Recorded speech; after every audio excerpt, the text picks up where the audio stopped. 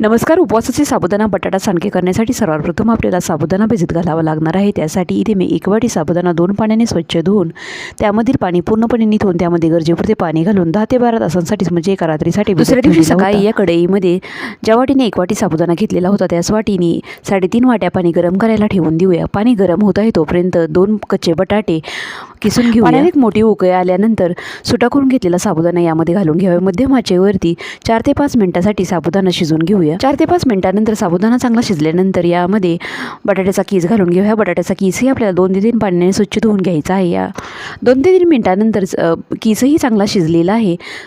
आता हे मिश्रण पूर्णपणे थंड होऊ देण्यासाठी बाजूला ठेवून देऊया. हे मिश्रण पूर्णपणे थंड होऊन झाल्यानंतर सांडगे घालायला घेऊया. तर इथे मी छोटे छोटे आकाराचे सांडगे घालून घेतलेले आहेत.